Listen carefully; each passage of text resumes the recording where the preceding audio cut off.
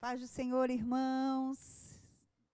E aí, falem para nós se está tudo certinho, se está chegando o áudio, tudo certinho aí na casa de vocês. Que louvor tremendo. Meu Deus do céu. A presença do Senhor foi muito forte aqui nesse lugar. Muito lindo.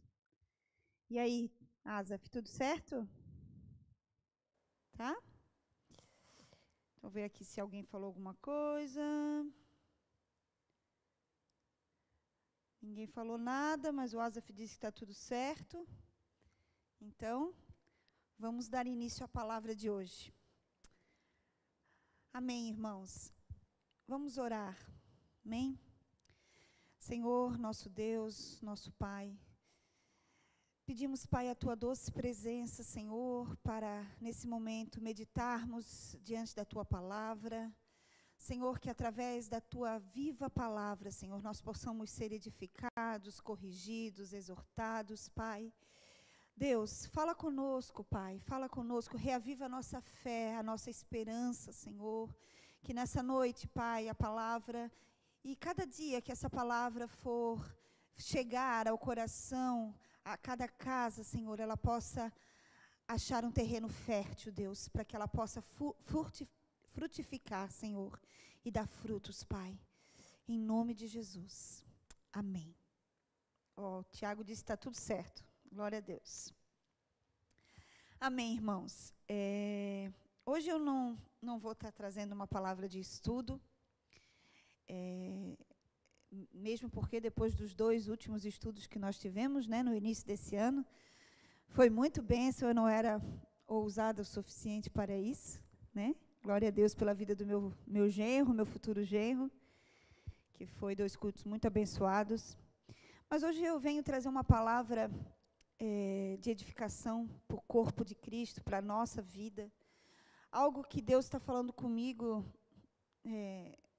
não estava falando comigo para trazer a palavra, mas estava falando comigo, com a Maítza, né?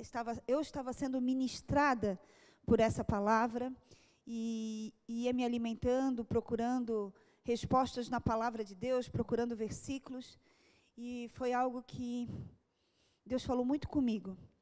Nós estamos no dia 17 de janeiro, 17 dias já se passaram do ano de 2024, e por incrível que pareça, né, eu já fui em 2 velórios. E a Bíblia mesmo diz que o velório é um lugar onde mais, não sei ao certo agora, mas onde há mais reflexão, né, onde há mais sabedoria.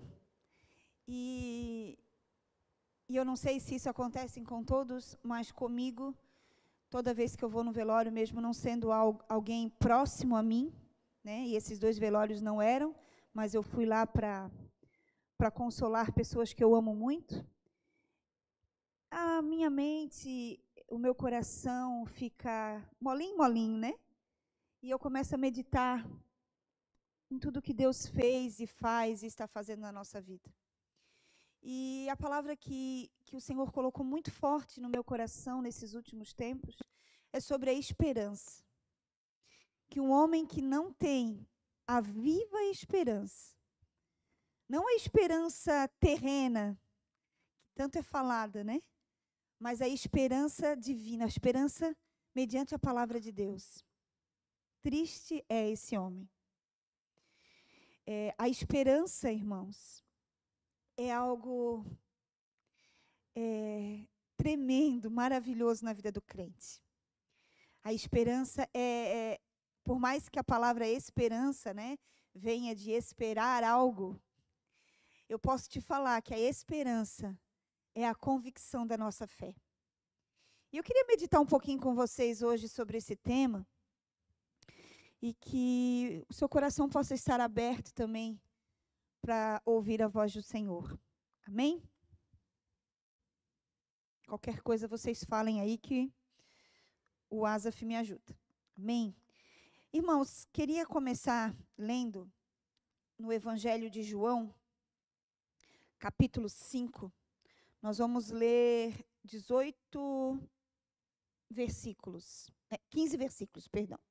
Nós vamos ler do 1 ao 15. Amém? Vou esperar vocês abrirem.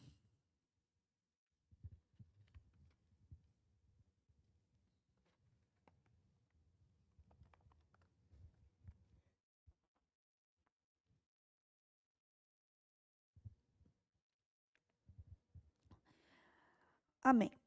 A cura do paralítico de Betesda. Não foi nada, todos estão vivos. A cura do paralítico de Betesda. Depois disso, havia uma festa entre os judeus e Jesus subia a Jerusalém. Ora, em Jerusalém, próximo à porta das ovelhas, um tanque chamado, em hebreu, Betesda, o qual tem 5 alpendres. Neste jazia grande multidão de enfermos, cegos, coxos, paralíticos, esperando o movimento das águas. Porquanto um anjo descia, em certo tempo, ao tanque, agitava as águas, e o primeiro que ali descia, depois do movimento da água, sarava de qualquer enfermidade que tivesse. E estava ali um homem, que havia 38 anos se achava enfermo. E Jesus, vendo este deitado, sabendo que estava nesse estado havia muito tempo, disse: Queres ficar são? O enfermo respondeu-lhe: Senhor, não tenho homem algum que, quando a água é agitada, me coloque no tanque, mas enquanto eu vou, desce outro antes de mim. E Jesus disse: Levanta-te, toma a tua cama e anda. Logo, aquele homem ficou são, tomou a sua cama e partiu. E aquele dia era sábado. Então, os judeus disseram àquele que tinha sido curado: É sábado, não é lícito te levar à cama. Ele respondeu: Aquele que me curou, ele próprio disse: Toma a tua cama e anda. Perguntou-lhe, pois, quem é o homem que te disse: Toma a tua cama e anda? E o que fora curado não sabia quem era, porque Jesus se havia retirado em razão de naquele lugar haver uma grande multidão. Depois, Jesus encontrou-o no templo e disse-lhe: Eis que já estás são, disse Jesus ao paralítico. Não peques mais, para que não te suceda alguma coisa pior. E aquele homem foi e anunciou a judeus que Jesus era o que havia curado. Amém, irmãos? Queria falar um pouquinho sobre essa palavra. Eu vou falar ela contrária a muitas ministrações que nós ouvimos, né? Mas eu creio que no final, como diz o Frank, no final vocês vão entender tudo. Primeiro, queria falar que na Bíblia não existe nenhuma passagem que fale sobre alguma outra cura no tanque de Betesda. E nenhuma cura relacionada àquilo que eles falavam ali, né? Que quando a água se agitava, alguém era curado. Não existe um relato bíblico que comprove que isso acontecia. João, ele não dá muita explicação sobre aquelas curas. Ele fala somente aquilo ali que realmente a gente leu. Betesda, essa palavra significa casa de misericórdia. Como eu falei, não há relatos bíblicos e nem históricos que comprove que havia cura. Não existe, né? Pelo menos pelo que eu estudei, não existe um relato que, olha, fulano foi curado quando o anjo movimentou as águas. Aqui eu acho que não fala anjo, mas tem fala quando o anjo descia e movimentava as águas. Estudiosos acreditam que se houve cura, seria porque aquela água tinha algum fator medicinal que curasse, mas, repito, não havia nenhum relato de que houvesse cura. Pelos estudos que eu vi, o que mais faz sentido a muitos estudiosos é que aquilo ali era uma crendice popular. Ou seja, algo que veio passando de pai para filho, e todo mundo acreditou, mesmo sem ver que havia uma cura, que quando aquelas águas se movimentassem, alguém seria curado. Bom, isso que eu estou passando para vocês são estudos, especulações, né? Não existe nenhum relato na Bíblia que nos prove e nem que prove, nem que desprove. Não sei se essa palavra existe. Mas não existe. Existe esse relato de João, que alguns teólogos dizem que era o relato que todo judeu escutava, né? Todo morador ali escutava que isso acontecia. E quando as pessoas estavam enfermas, nessa época, e enfermidades como essa relacionada, né, cegos, coxos, paralíticos, eles eram considerados pessoas impuras. Então, muitos ali não tinham mais família, tinham sido abandonados. Então, aquele lugar, ele começou a ficar tipo um lugar onde vários enfermos se juntavam ali para mendigar, né? Era perto da Porta das Ovelhas, onde havia ali um comércio de ovelhas, então ali eles também podiam pedir esmola. E com essa crendice de que o tanque, em determinado momento, ele não diz também se ele era uma vez por mês, uma vez por ano, ele não fala. Mas havia uma crendice popular de que a água mexeria e que quem caísse na água imediatamente, após isso, seria curado. Então, essa crendice fez com que muitos ali se ajuntassem, esperando, olha só, esperando que esse fato realmente acontecesse. Então, esse homem, ele estava ali esperando alguma coisa acontecer na vida dele. Só que a espera desse homem era uma espera incoerente. E vocês vão entender melhor o porquê. Eu queria agora, assim, rapidamente, fazer um paralelo do tanque de Betesda com a nossa vida hoje, nesse mundo. Acontecia para esse paralítico e para todos os outros que estavam ali, que ficou cômodo aquele lugar para todos eles. Eles estavam, sim, ali esperando uma cura, mas era algo cômodo.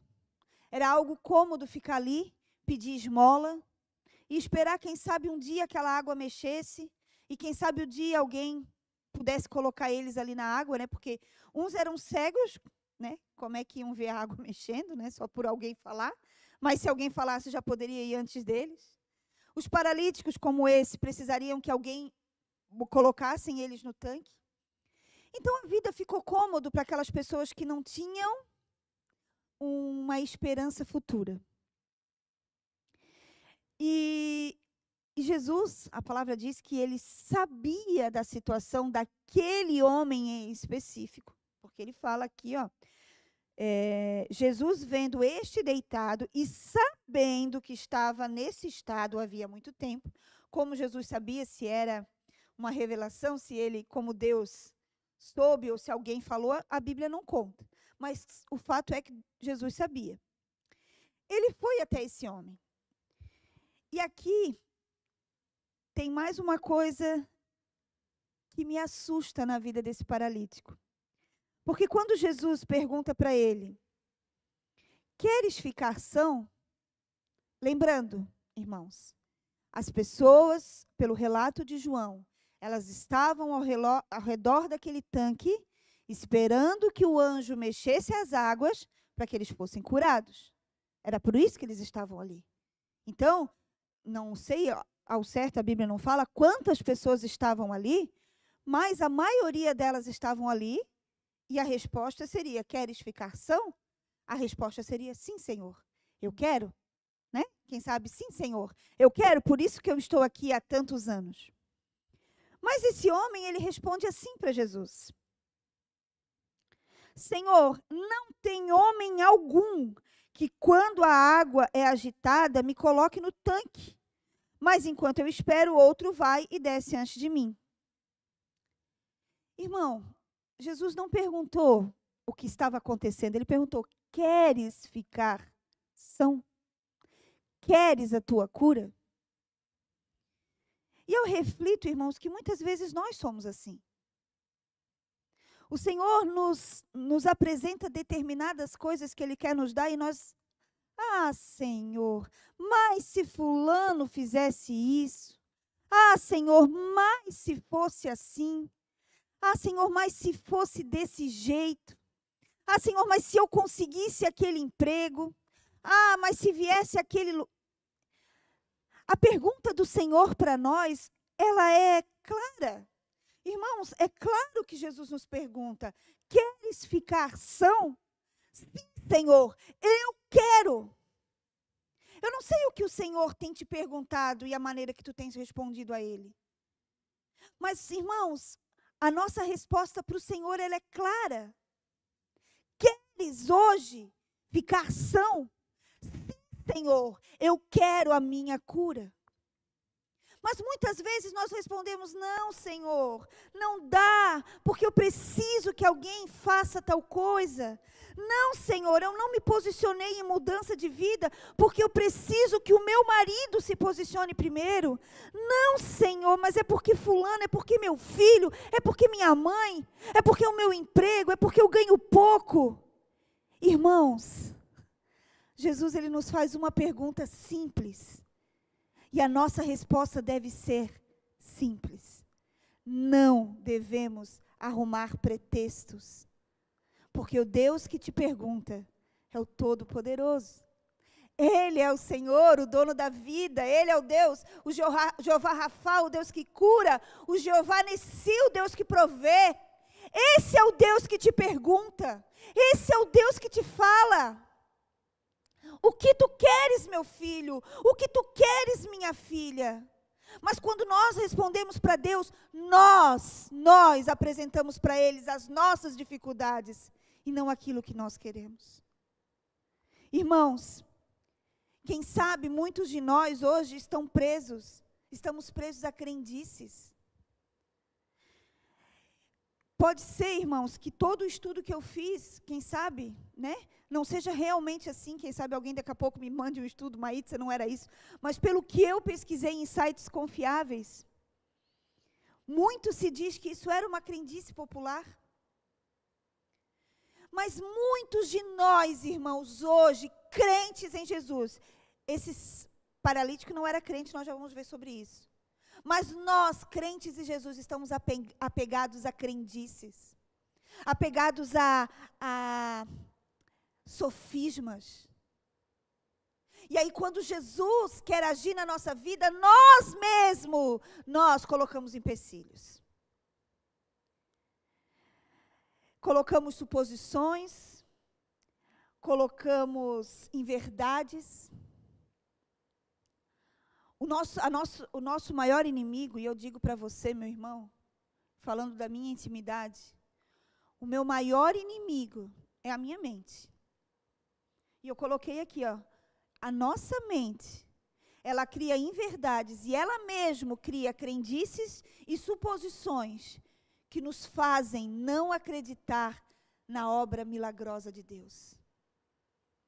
Às vezes nem acreditar na graça salvadora de Cristo. Há quantos crentes por aí, irmãos, que não têm certeza da sua salvação? Misericórdia. Por causa de crendices, por causa de suposições, por causa de achismos.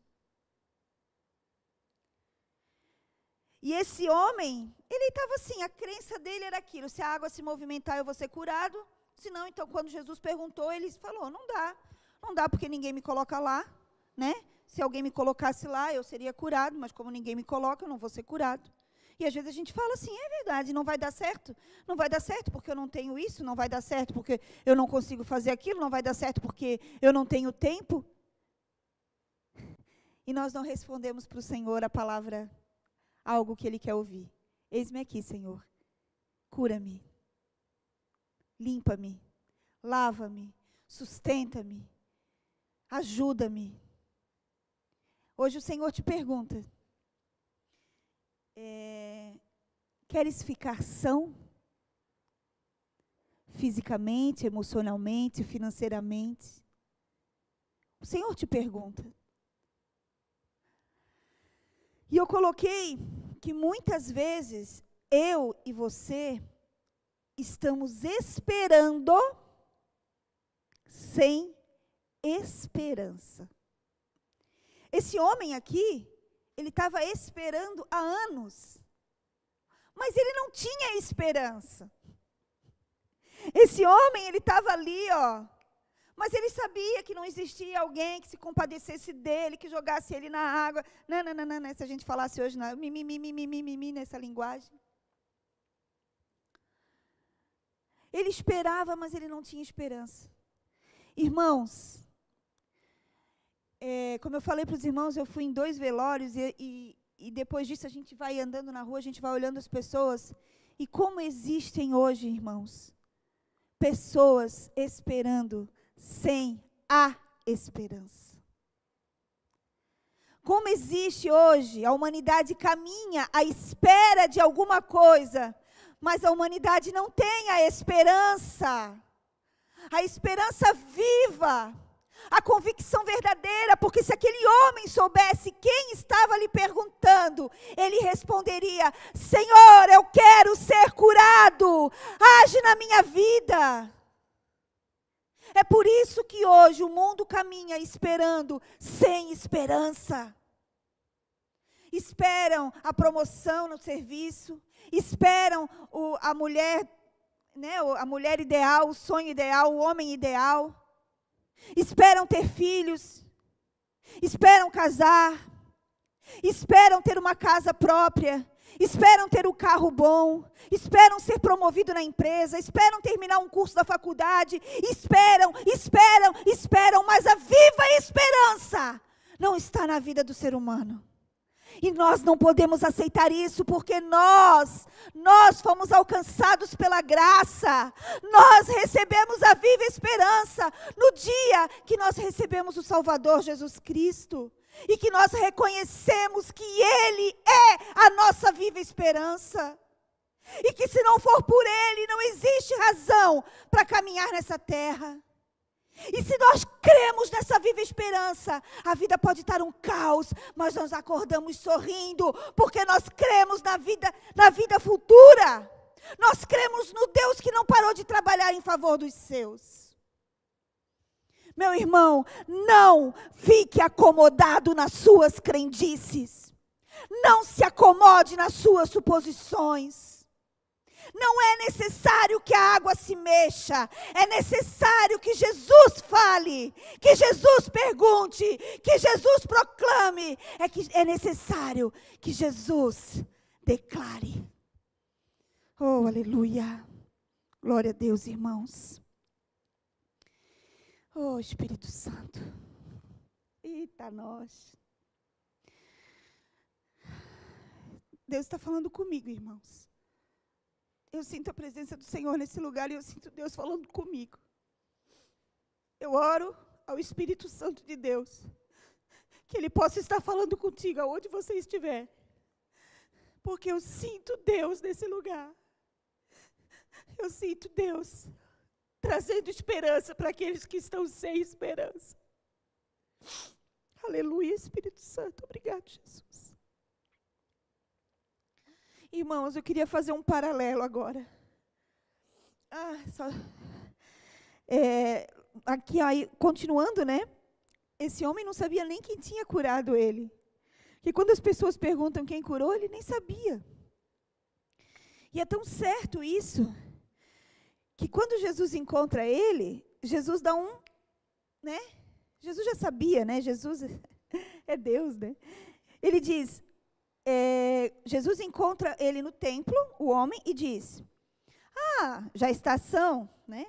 Jesus já sabia que ele estava são, mas Jesus repetiu: não peques mais, para que não te suceda coisa pior. Jesus já sabia da vida daquele homem. Aquele homem recebeu apenas uma cura física. E eu quero agora fazer um paralelo com vocês, irmãos, e abram comigo em Lucas 18. Filho, tu consegue uma água para a mãe?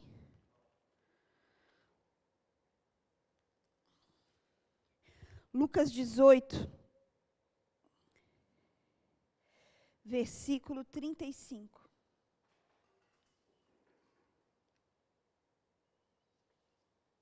Lucas 18, versículo 35. Nós vamos ler até o 43.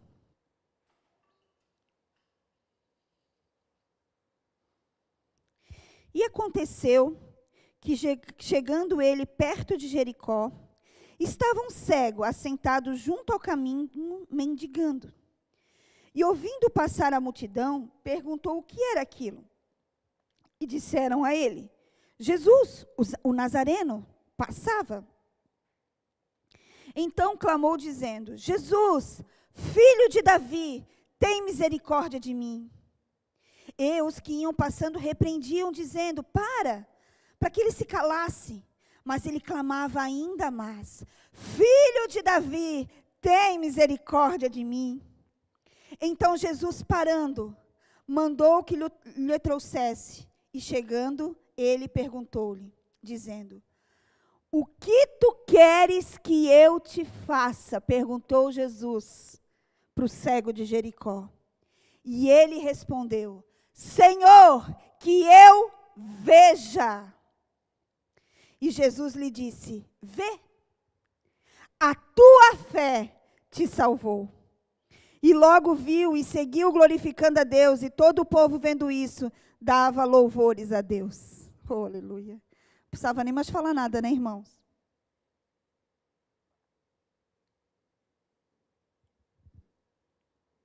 Da diferença. Este homem era cego. A Bíblia diz que ele vivia no caminho mendigando. Provavelmente, era aquilo ali que sustentava, como eu falei, essas doenças eram doenças que a sociedade na época deixava de lado essas pessoas. Ele começou a ver um barulho, porque Jesus estava passando ali. Bem parecido, Jesus estava passando pelo tanque de Betesda. E aí ele perguntou: quem é? O que está acontecendo? E eles disseram: é Jesus, o Nazareno. E esse homem, com aquilo que ele podia, ele começou a dizer: Jesus, filho de Davi, tem misericórdia de mim. Ele reconhecia que Jesus era o Messias, porque o Messias viria da geração de Davi. E ele começou a pedir misericórdia. E as pessoas começaram a mandar ele ficar quieto, e ele começou a falar mais alto ainda. Foi quando Jesus parou. Mandou que trouxessem um homem. E Jesus pergunta novamente, meu irmão. Novamente. O que tu queres que eu te faça? E aí ele não diz: é que a multidão não está deixando eu chegar perto de ti. É que os teus discípulos mandaram eu ficar quieto. É porque as pessoas não me rejeitam. Não! Ele disse: Senhor, que eu veja. Meu irmão, e Jesus lhe disse: vê. E aí ele fala: a tua fé te salvou. Irmãos, em quase todas as curas realizadas por Jesus, quase todas, ele olha para a pessoa curada e ele diz: a tua fé te salvou, a tua fé te curou. Ele não falou isso para o paralítico de Betesda, porque não existia fé naquele homem. Jesus realizou um milagre para impactar a vida dos fariseus. Aquele milagre que Jesus realizou na vida daquele homem foi para o outro propósito. Aquele paralítico saiu no lucro. Mas quando Jesus realiza esse milagre, ele também realiza o milagre de salvar a vida daquele homem, porque existia fé, porque existia confissão, porque ele sabia em quem ele estava crendo, porque esse homem não passou a vida esperando, sem saber o que esperava. Aquele homem viu a esperança chegando perto dele. E aquele homem fez o que ele devia ter feito. Meu irmão, esse homem, ele teve o posicionamento que nós devemos ter. Muitas vezes eu e você preferimos, irmãos, o cômodo cantinho no tanque de Betesda, sentadinho ali, recebendo as migalhas, as esmolas, ali, como um pobre coitado, esperando sem saber o que espera, mendigando e murmurando e botando a culpa em tudo, em todos, em qualquer coisa. Quando eu e você devemos caminhar, gritar, nos posicionar, mas acima de tudo, crer que Jesus, o Filho de Davi, terá misericórdia de nós. Porque nós precisamos de misericórdia. Irmãos, nós não precisamos apenas da cura, não precisamos apenas do financeiro, nós precisamos da misericórdia do Deus Todo-Poderoso. Senhor, por misericórdia, provê as finanças para fechar esse mês. Senhor, por misericórdia, cura a minha enfermidade. Senhor, por misericórdia, abre aquela porta que eu tanto estou te pedindo, Jesus. É assim, meu irmão. E não dizendo porque os outros não me pegam no colo, porque os outros não vêm aqui em casa orar por mim, porque o meu pastor não me vem perguntar se eu estou bem ou se eu estou mal. Não é assim, meu irmão. Jesus é a esperança viva, ressurreta. E quando Ele está perguntando a Ele, nós respondemos: Jesus, Filho de Davi, tem misericórdia de mim. Pecador que sou, necessito de Ti. Meu irmão, eu trago esse paralelo da vida desses dois homens enfermos, enfermidades graves, enfermidades que impossibilitavam os dois de trabalhar, enfermos há muito tempo, discriminado pela sociedade, mas dois posicionamentos totalmente contrários. Eu e você, irmãos, também temos as nossas enfermidades, que às vezes nem são físicas, são emocionais, mas às vezes temos os nossos medos, os nossos temores, o dia a dia, aquilo que nós precisamos correr atrás. Mas muitas vezes não sabemos como orar. Romanos 8, a palavra de Deus diz,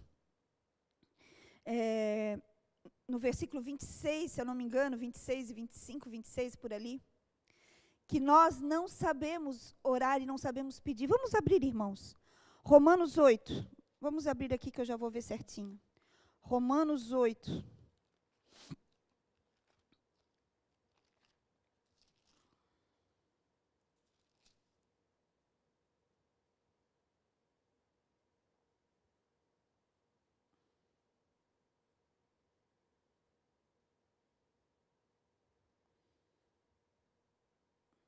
Olha só, tremendo.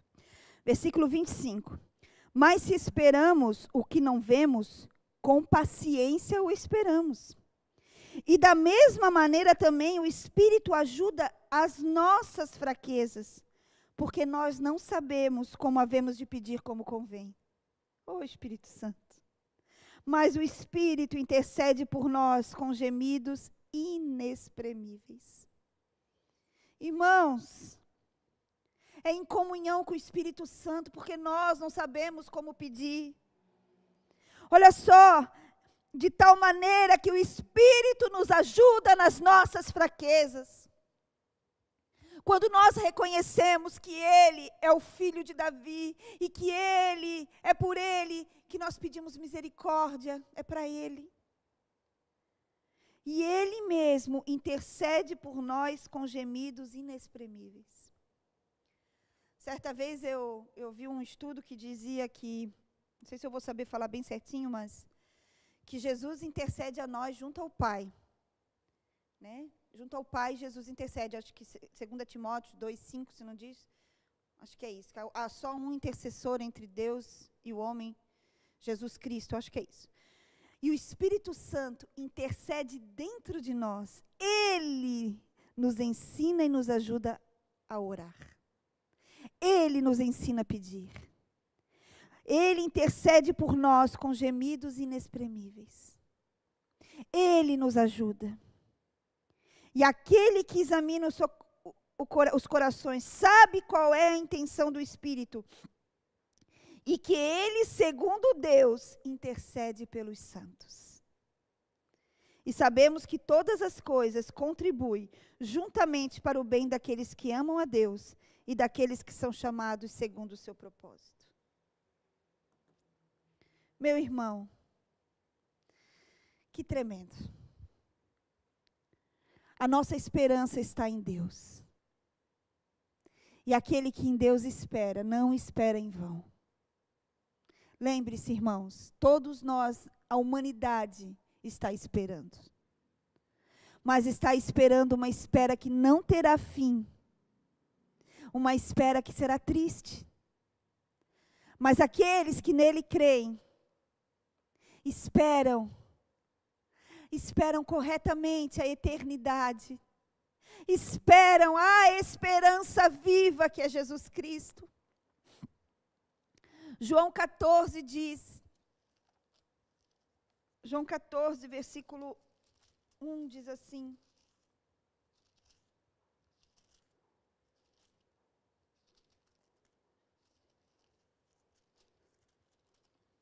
não se turbe o vosso coração, crede em Deus e também em mim.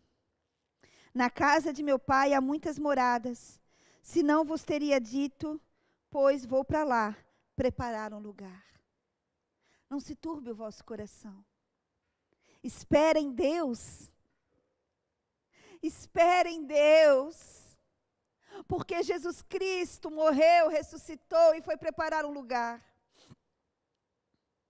Meu irmão, não levanta desse lugar, levanta do tanque de Betesda, sai da tua cama, pega o teu leite e anda.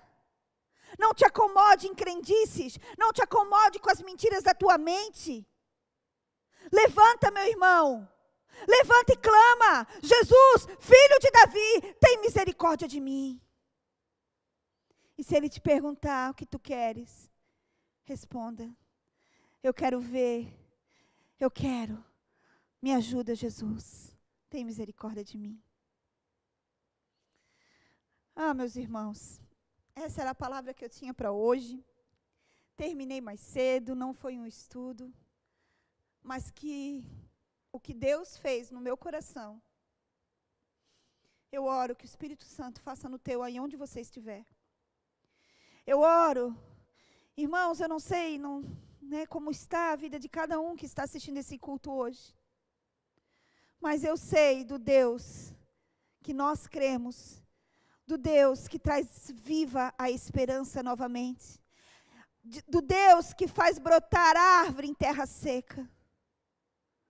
Sai do tanque de Betesda, toma o teu leite e anda, sai desse lugar de crendice, sai desse lugar de comodismo. Jesus é a esperança viva, e a esperança não é terrena, a esperança é eterna.